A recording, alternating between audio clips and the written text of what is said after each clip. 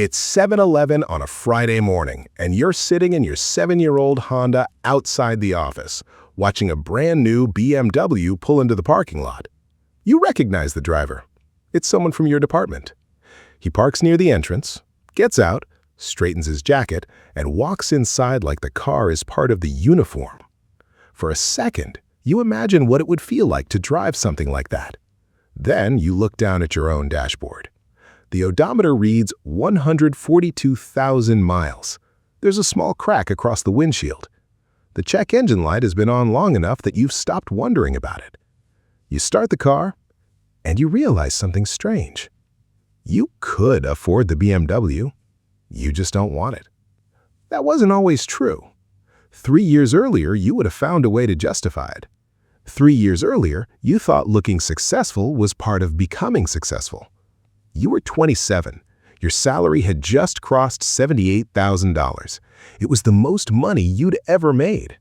You remember seeing the number in your offer letter and sitting in your car for several minutes before calling anyone. For the first time, you thought you had finally crossed some invisible line. You weren't rich, but you weren't supposed to look broke anymore. Your old Honda was still running perfectly. That was almost the problem. It wasn't embarrassing enough to force you to replace it. It was just ordinary. And ordinary suddenly felt like something you needed to escape. You started noticing cars in parking lots, watches in meetings, shoes under conference tables, the apartment buildings your coworkers lived in, the restaurants they posted from. You weren't jealous of any particular person.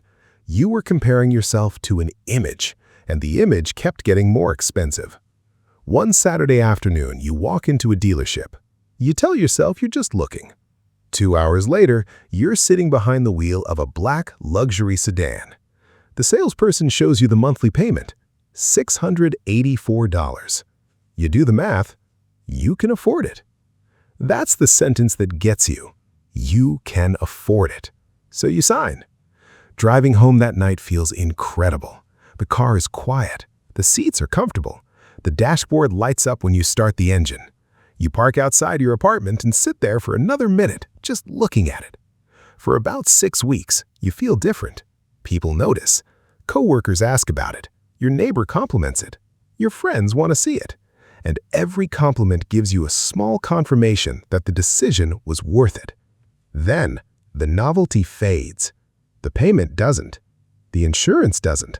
The maintenance doesn't. And neither does the feeling that you now have to keep earning enough to support the version of yourself the car represents.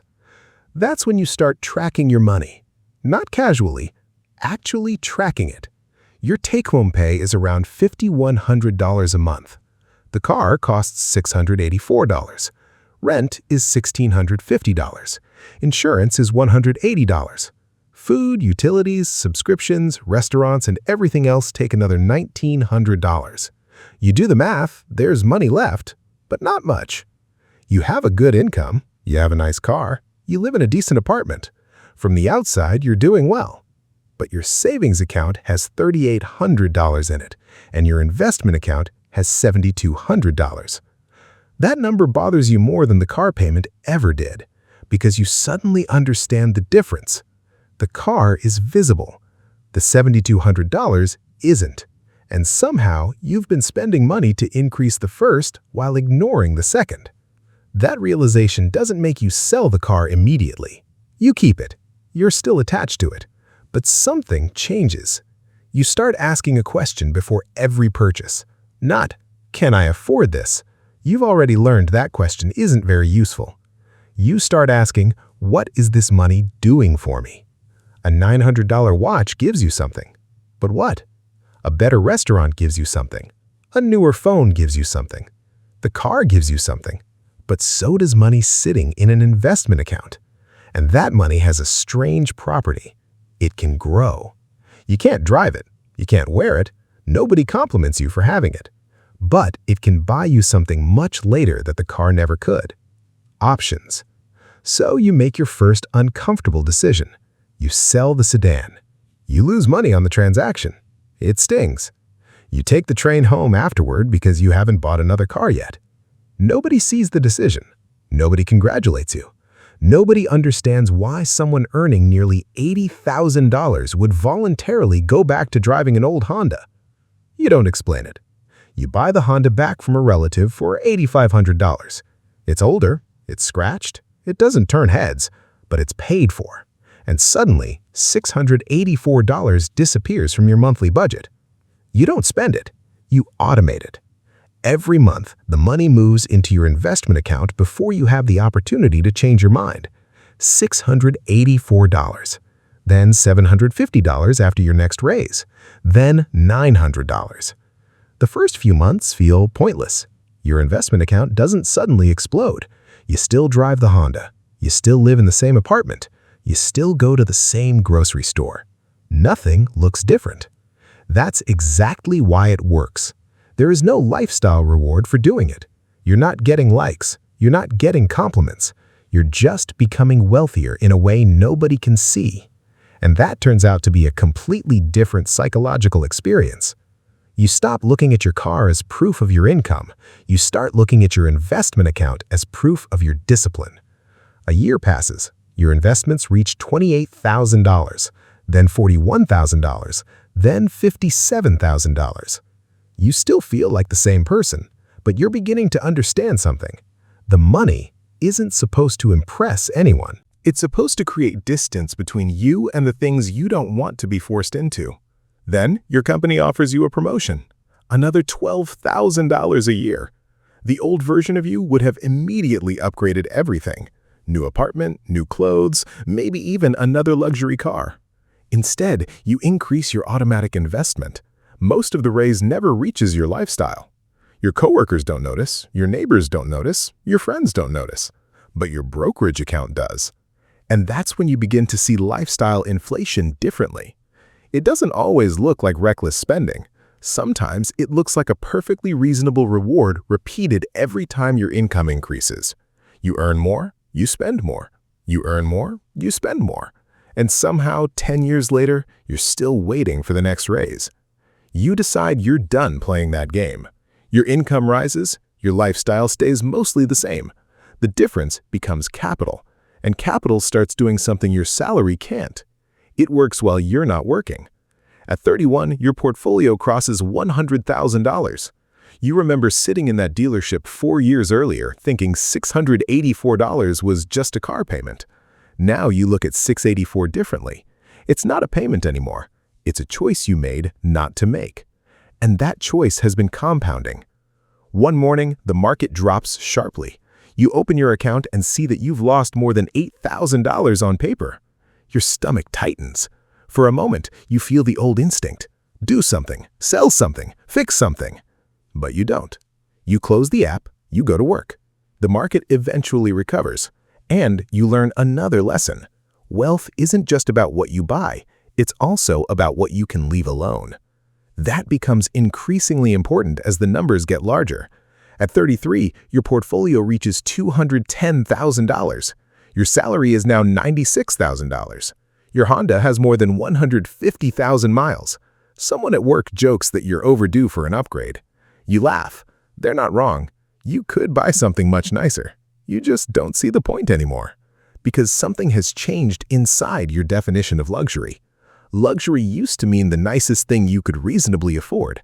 Now luxury means not needing the nicest thing. Luxury is having money left over. Luxury is a paid-off car. Luxury is 6 months of expenses sitting untouched. Luxury is being able to say no. And eventually, luxury becomes time. That realization arrives unexpectedly. Your manager offers you another promotion, more money, more responsibility, more travel, more weekends.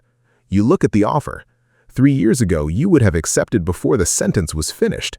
Now you ask yourself what the extra money would actually buy. A bigger apartment, a nicer car, more expensive dinners. And what would you give up? Saturday mornings, evenings with people you love, the ability to take a random Tuesday afternoon off. You turn down the promotion. Your manager is surprised. You are surprised too.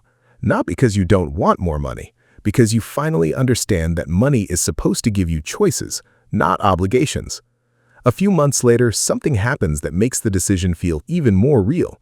Your mother needs help with an unexpected expense. Nothing catastrophic, just enough money that it would have terrified you 5 years ago. You transfer the money. No credit card, no loan, no moving money between accounts, no sleepless night, just a transfer. And afterward, you realize this is what the wealth was actually for.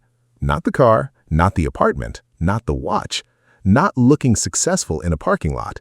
It was for moments nobody sees.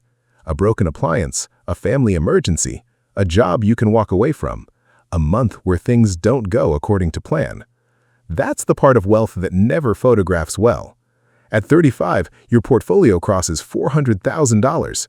You still drive the Honda. Your coworkers have newer cars. Some have bigger houses. Some wear expensive watches. Some post vacations that cost more than your entire monthly budget. You don't judge them. You've learned something important. Looking rich isn't necessarily a financial mistake. It's just a different goal. If someone genuinely values the car, the house, the watch, that's their decision. Your decision is different. You want the money behind the appearance. You want the foundation. You want the part nobody can see. And then, one Friday afternoon, you sit in the same parking lot where you once felt embarrassed by your old car. A coworker walks past. He looks at the Honda, then at you. He says, almost jokingly, "Man, when are you finally going to get something nice?" You smile. You look through the windshield at the ordinary parking lot, and you realize you don't have an answer that would make sense to him. Because the truth sounds strange. You could buy almost any car in the lot. You just don't want to anymore. Your investment account is worth more than the house your parents raised you in. Nobody knows. The people passing your car assume you're exactly what you look like, an ordinary person driving an ordinary car to an ordinary job. And for the first time in your life, you're completely comfortable with that assumption, because you're no longer trying to convince anyone. You chose wealth over looking rich, and the strange part is that the choice didn't make your life look more successful. It made your life more free. You still buy good coffee, you still travel, you still enjoy nice restaurants, you still buy things you genuinely value. You just don't buy things because you're afraid of looking unsuccessful without them. That's the difference. You stopped asking what would make people think you were doing well, and started asking what would make your future self more free. Years later, you're driving the same Honda down the same road. The check engine light is finally gone.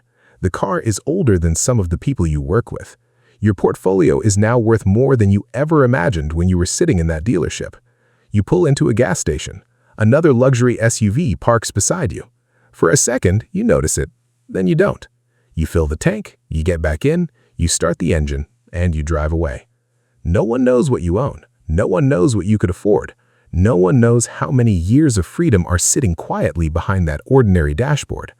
And you don't need them to know, because somewhere along the way, you realized something that took years to understand. Looking rich is about what people see. Wealth is about what you can stop worrying about. The car can impress people. The portfolio can buy time. The watch can tell people you have money. The assets can make sure you don't have to spend your life proving it. And once you understand that difference, looking ordinary doesn't feel like losing anymore. It feels like winning quietly. Because you didn't choose the life that looked richest from the outside. You chose the life that gave you the most freedom on the inside. And nobody at the gas station needs to know the difference.